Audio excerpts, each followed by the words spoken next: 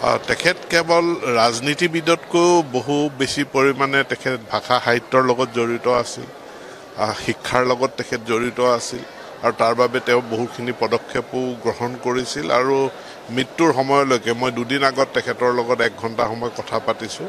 তেখেতে শিক্ষা জগতখনৰ সকলোবিলাক খা খবৰ তেখেতে ৰাখিছিল আৰু তেখেতে এই কথা মোক দঢ়াই দঢ়াই কৈ গৈছে যে প্ৰাথমিক শিক্ষা ক্লাছ 1 to 6 বছৰৰ পৰাই হ'ব লাগে আৰু যি তাৰ আগৰ 3টা বছৰ সেইটো অংগনবাদী কেন্দ্ৰত থাকিব লাগে। অংগনবাদী কেন্দ্ৰসমূহ আমি বিশেষ যত্ন ল'ব লাগে বুলি তেখেতে মোক দঢ়াই দঢ়াই কৈ গৈছিলে আৰু উচ্চ শিক্ষাৰো তেখেতে বহুখিনি খবৰ লৈছে। 4 year under graduate degree course আমি কেনেধৰণে আৰম্ভ কৰিছোঁ সেইখিনিও তেখেতে খা খবৰ লৈছিল। তেখেতৰ মৃত্যু আমাৰ বাবে এটা ডাঙৰ ক্ষতি।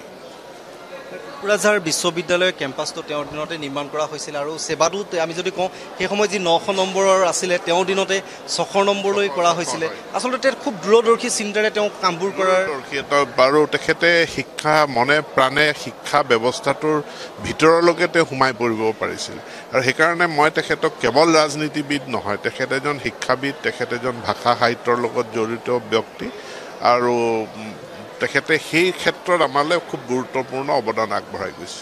তেওঁ কিন্তু আঞ্চলিকতাবাদক যথেষ্ট গুৰুত্ব প্ৰদান কৰিছিল আৰু আঞ্চলিকতাবাদকে এই ক্ষেত্ৰত আপুনি কেতিয়াবা তেওঁৰ লগত এনেকুৱা মন্তব্য কথা পাতিছিলে নেকি যে আঞ্চলিকতাবাদক যিধৰণে তেওঁ গুৰুত্ব প্ৰদান কৰিছিল, যিধৰণে আঞ্চলিকতাবাদক বিশ্বাস কৰিছিল, এই কথাবোৰ গুৰুত্বলৈকে তেখেতে আঞ্চলিকতাবাদতে তেখেতে কেতিয়াও আঞ্চলিকতাবাদটোৰ প্ৰাসংগিকতাটো আজিও আমিও কওঁ যে আমি এতিয়াও আছোঁ আৰু সেইকাৰণে আজি প্ৰাসংগিকতা আছে কাৰণেই আজি NDAৰ মিত্ৰতাত AGP আজিও আছে, ভৱিষ্যতেও থাকিব প্ৰাসংগিক। গতিকে সেই প্ৰাসংগিক ৰাজনীতিৰ লগতে তেখেত জড়িত আছে। তেখেত কেৱল ৰাজনীতিবিদতকৈও বহু বেছি পৰিমাণে তেখেত ভাষা সাহিত্যৰ লগত জড়িত আছিল, শিক্ষাৰ লগত তেখেত জড়িত আছিল আৰু তাৰ বাবে তেওঁ বহুখিনি পদক্ষেপো গ্ৰহণ কৰিছিল আৰু মৃত্যুৰ সময়লৈকে মই দুদিন আগত তেখেতৰ লগত 1 ঘণ্টা সময় কথা পাতিছোঁ।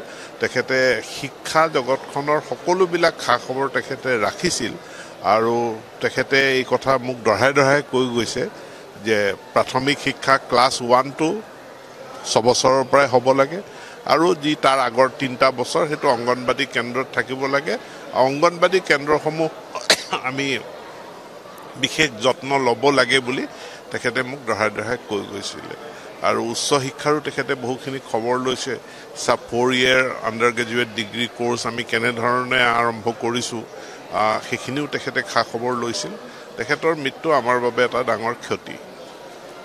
কোকৰাঝাৰ বিশ্ববিদ্যালয়ৰ কেম্পাছটো তেওঁৰ দিনতে নিৰ্মাণ কৰা হৈছিল আৰু সেৱাটো আমি যদি কওঁ সেই সময়ত যি 900 নম্বৰৰ আছিলে তেওঁৰ দিনতে 600 নম্বৰলৈ কৰা হৈছিলে। আচলতে তেওঁ খুব দূৰদৰ্শী চিন্তাৰে তেওঁ কামবোৰ কৰাৰ বাৰু তেখেতে শিক্ষা মনে প্ৰাণে শিক্ষা ব্যৱস্থাটোৰ ভিতৰলৈকে তেওঁ সোমাই পৰিব পাৰিছিল আৰু সেইকাৰণে মই তেখেতক কেৱল ৰাজনীতিবিদ নহয়, তেখেত এজন শিক্ষাবিদ, তেখেত এজন ভাষা সাহিত্যৰ লগত জড়িত ব্যক্তি আৰু তেখেতে সেই ক্ষেত্ৰত আমালৈ খুব গুৰুত্বপূৰ্ণ অৱদান আগবঢ়াই গৈছে।